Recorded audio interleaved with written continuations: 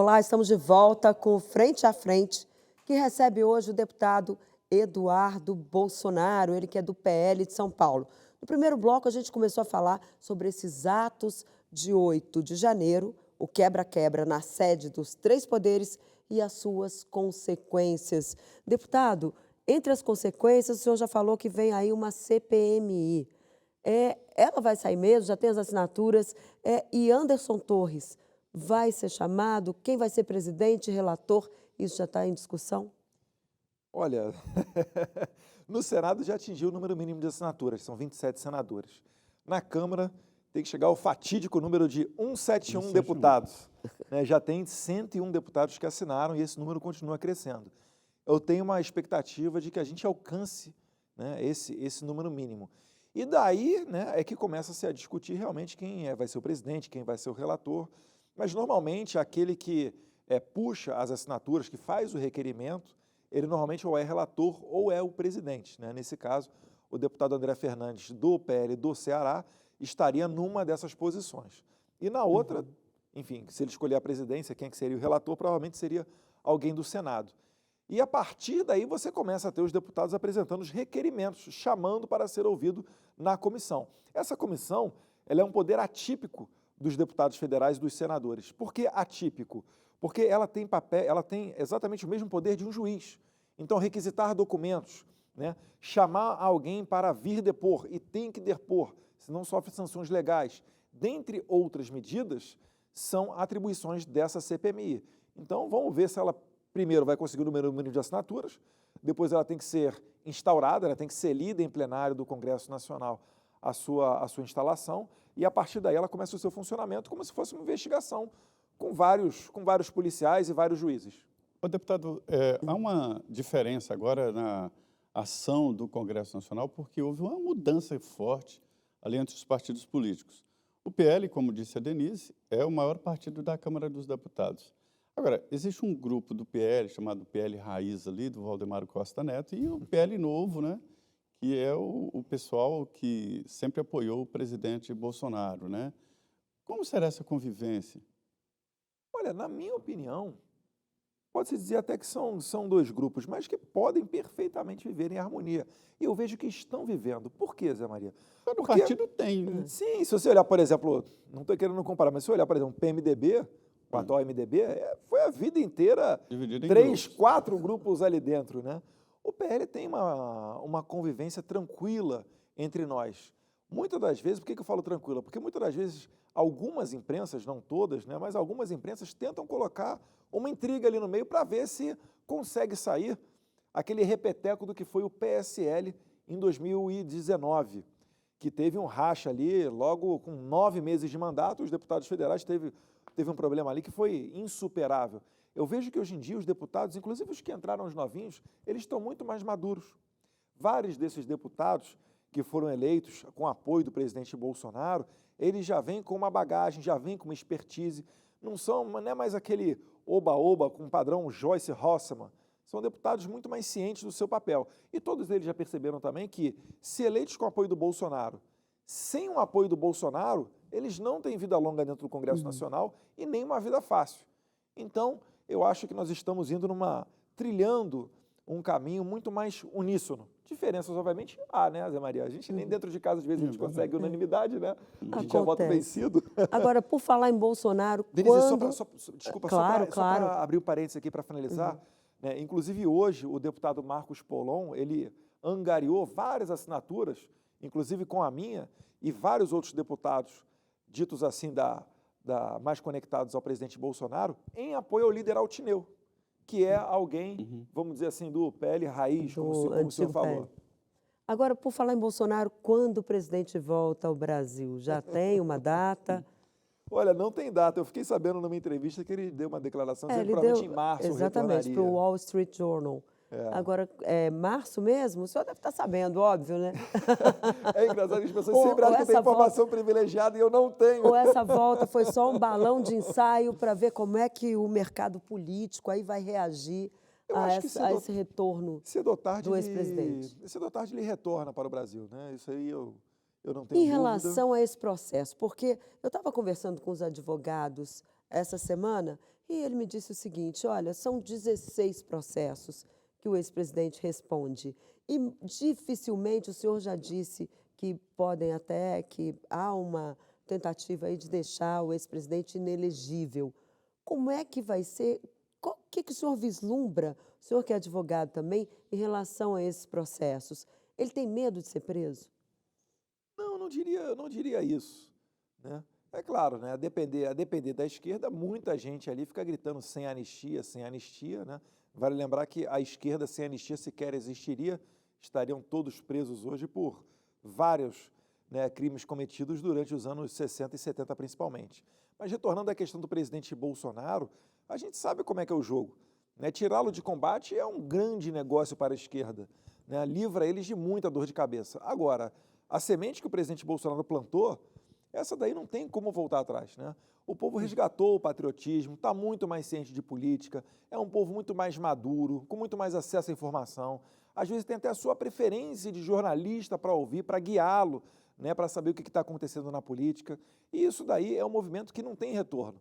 Eu, inclusive, costumo dizer que começou lá em 2013, com aquelas manifestações de rua, né, que no começo foi por causa de 20 centavos, depois deixou de ser por causa de 20 centavos. A partir dali você percebeu que dava para ir para a rua sem ser com apoio de partidos de esquerda. Em 2016, retiramos a presidente mais corrupta da nossa história, sem quebrar nenhuma janela no processo de impeachment. E em 2018, elegemos alguém, né, do baixo clero, que não gastou nem $1 milhão na sua campanha. Então, na minha visão, esse é um movimento que não tem retorno. E finalizo dizendo que em 2022, a base do presidente Bolsonaro dentro do Congresso Nacional aumentou ainda mais, sendo ele o responsável maior pelo PL ser o maior partido hoje da Câmara dos Deputados. Pois é, hoje existe uma dúvida, ou no mínimo um debate, sobre a capacidade desse grupo e do ex-presidente Bolsonaro em liderar a oposição no Brasil. Eu acredito que a oposição chama-se Bolsonaro, né? Os deputados que estão ali no Congresso Nacional se identificam com as pautas dele. E uma das pautas, certamente, que está sendo acesa novamente no coração das pessoas, é o antipetismo, porque a gente já viu no passado o que no meu entendimento, e aí eu faço mão aqui da imunidade parlamentar, que eu acho que eu ainda tenho, né, que essa quadrilha que retornou ao poder vai fazer com o país. O Lula está encontrando um cenário muito diferente daquele de 2002, com os booms da commodity, a China se abrindo, o Brasil retornando, né, voltando a ter uma estabilidade depois do Plano Real. O cenário agora é totalmente diferente. Prova disso é que ele teve que abrir mais, se não me engano, 8 ministérios para conseguir acomodar todos os padrinhos políticos. E ainda assim vai ter muita gente que não vai ser atendida, porque são ministérios sem orçamento. Então, o momento que a esquerda está vivendo hoje, ela está pisando em ovos para se sustentar. E há ainda, né, verdade seja dita, que corre nos bastidores, mas todos já sabem, que o Geraldo Alckmin não se associou ao Lula para passear nesse governo. Então, vamos aguardar as cenas dos próximos capítulos. E a Denise fez uma pergunta interessante aí sobre a possibilidade de inelegibilidade do ex-presidente. É um cerco que estão fazendo. Neste caso, como seria essa disputa em 2026? Quem ficaria no lugar? Seria eu acho que o senhor, eu acho que é muita... a Michelle? Não. Tem muita água para rolar embaixo dessa ponte. O nosso desejo, obviamente, é que o presidente Bolsonaro, como ele próprio já disse, né, ele ainda tem mais gás, tem mais chão para percorrer nesse caminho político. Ele continua sendo, certamente, o maior líder da oposição. E eu acredito que, tendo condições, vai sim ser o candidato em 2026 ou quando o Lula sair. Eu, se depender de mim, né, seria para ontem. Mas então seria muito exercício de futurologia, me permita aqui, Trindade, fugir um pouquinho da sua pergunta, né, sair pela tangente, mas eu acredito que o presidente Bolsonaro ele ainda é ao concurso, nesse momento insubstituível. Política é momento, o momento é esse, né? Ele se afastou um pouco, né? Ele saiu Ele se do resguardou, Brasil, Denise, né? foi, né, ficou afastado, agora ele dá essa entrevista, sinaliza que pode voltar. Michele Bolsonaro hoje fez uma reunião no PFL, no PL, PFL, ó, já tô, gente antiga é assim, troca o nome dos muita partidos. sigla, né, Denise? O PL fez uma reunião lá do PL Mulher, reuniu 12 deputadas. Ela assumiu se o PL colocou, Mulher. Pois é, e vai ter um ato agora perto lá do Dia Internacional da Mulher. Ela surge como uma opção, no caso da inelegibilidade, quem estaria em primeiro lugar na fila? Ela, Flávio Bolsonaro, que pode ser candidato a prefeito do Rio, inclusive. Como é que o senhor vê, o que o senhor vislumbra, assim, quem é o primeiro da fila, no caso? Porque a gente Denise, sabe que política tem fila, é né? que isso daí, Denise, não foi nem debatido.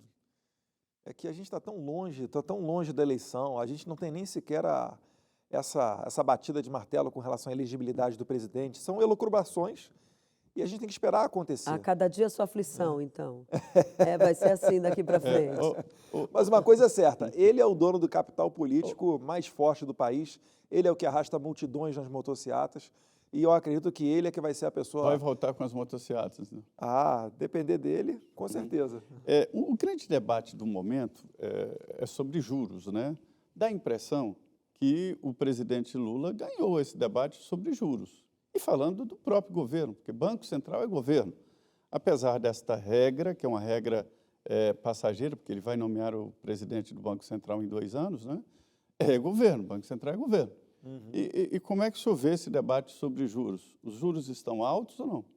Sim, os juros estão altos, mas, na minha opinião, estão altos justamente porque ninguém confia que esse governo vai dar conta de fazer um ajuste fiscal. É um governo que, de cara, já colocou cerca de 200 bilhões, se eu não estiver enganado, naquela PEC lá do final do ano, 200 bilhões a mais para gastar. Na economia não existe mágica. Se você imprime mais dinheiro, você vai ter mais inflação. E eles têm uma tradição de não respeitar o teto de gastos. O presidente Lula, ele fala a todo momento em desrespeitar esse teto. Ele dá declarações contra o Banco Central para tentar desgastar o melhor Banco Central do mundo, que é o Roberto Campos Neto. Então, enquanto ele fica estimulando esse atrito, e a cada vez que ele fala, né, é engraçado porque a equipe econômica e de comunicação corre para apagar o incêndio. Mas enquanto ele fomentar esse atrito, os juros vai continuar altos, porque justamente não tem confiança E o no Roberto mercado. Campos, qual a postura dele? Está boa? A postura dele sempre foi essa postura pragmática.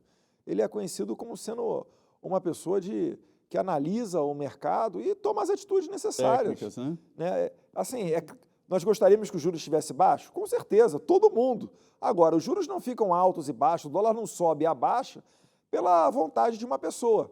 Ou melhor, pelo contrário, a Dilma no passado tentou na canetada baixar os juros, deu o problema que deu. Jogou o Brasil na pior crise da história da sua república. Então, o Roberto Campos Neto ele é uma pessoa proba, é uma pessoa que tem a confiança do mercado e continua dirigindo ali o Banco Central de maneira independente, que foi assim que o Congresso Nacional aprovou a lei do Banco Central Independente, né, seguindo as diretrizes de Paulo Guedes. E graças a Deus que porque senão estaria alguém do padrão Fernando Haddad hoje lá no Banco Central. E aí pode ter certeza que o Brasil estaria ladeira abaixo ainda mais rápido. O senhor vê algum risco para a independência do Banco Central? Não, eu acredito que o PT ele vai tentar balançar o Roberto Campos Neto para tentar tirá-lo. Eu não tenho visto isso surtir muito efeito. Eu também não. Nos bastidores Nem nos bastidores mais próximos fala Mas aí que disso. está. O que eu acho? Eu acho que eles já estão armando a própria narrativa do insucesso, do fracasso econômico deles. Quando vier a inflação, quando vier... E eles são experts nisso, né, em jogar a culpa nos outros. Quando vier um cenário de crise econômica, eles vão dizer, olha, lá atrás eu avisei, tinha que ter trocado o Roberto Campos Neto do Banco Central e patati, patatá. Eu acho que eles estão armando uma narrativa para essa cama de gato aí. Ou vão dizer que o governo de Jair Bolsonaro gastou mais do que devia e deixou uma herança maldita para eles. É por aí que o senhor acha que vem? Mas isso daí é muita... Eles têm que fazer um exercício mental muito forte, né, Denise? Porque o presidente Bolsonaro, em que pese ter passado por uma pandemia, o início da guerra na Ucrânia, a maior estiagem dos últimos 90 anos, dentre uma série de outros fatores, Brumadinho, que chegou a afetar o PIB em 2019 brasileiro, em que pese tudo isso, ainda depois de não sei quantos anos aí, foi o primeiro governo que deixou mais dinheiro em cofre quando saiu do que quando entrou no governo lá em 2019. Eu acredito que eles vão ter muita dificuldade para fazer essa narrativa acontecer. Agora, que eles vão tentar, a gente sabe que eles vão tentar, porque sem mentira a esquerda não é nada. Logo depois da eleição, depois da conclusão da eleição, eu estive com o ex-presidente, né, Jair Bolsonaro, presidente Bolsonaro, e senti que ele ficou bastante chocado, né, com o resultado. Os senhores não estavam... Ninguém está preparado para uma derrota, né? Mas na visão dos senhores não tinha que, na verdade, essa possibilidade? Eu achava que ele ganharia, né? a única preocupação que nós tínhamos era com relação realmente a esse sistema eleitoral, sendo bem sincero, porque foi colocado muita força para que não tivesse sido dado transparência. Eu não consigo entender como que o voto impresso ou uma contagem pública dos votos pode fazer tão mal a um sistema eleitoral, né? A democracia, ela tem que, o sistema eleitoral, ele tem que ser tão simples quanto necessário para que aquele analfabeto que vai votar entenda como é que é o processo, para ele se sentir parte do processo. Senão ele fica desestimulado a ir votar. Ele aperta lá a maquininha, o botão na maquininha, depois reza para que o voto dele seja contado de maneira correta em Brasília. Então, essa preocupação sempre teve. Nós botamos muita energia na transparência, no aperfeiçoamento do sistema. Não é ser contra o voto eletrônico, não. O voto pode ser até na pedra. Agora, por que não ser igual às urnas de quinta geração do Paraguai, que já tem essa impressão, que já tem uma maneira mais confiável de contagem?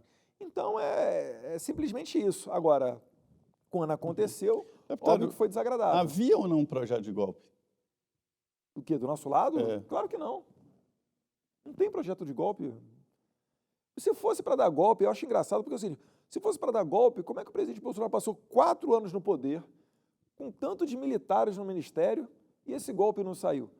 Foi pelo contrário, né? O presidente Bolsonaro que a todo momento tomava golpe, quando principalmente o judiciário invadia as competências Falava do muito de executivo. liberdade, né?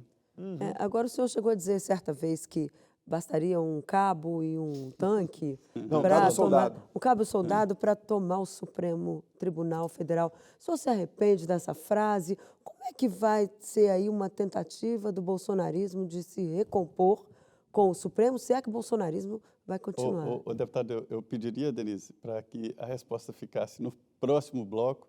O senhor ainda vai ganhar um tempo para pensar. Nós vamos agora um intervalo, 2 minutos, estaremos de volta. É um tempo bom para pensar, né? Sai daí não, vamos continuar aqui.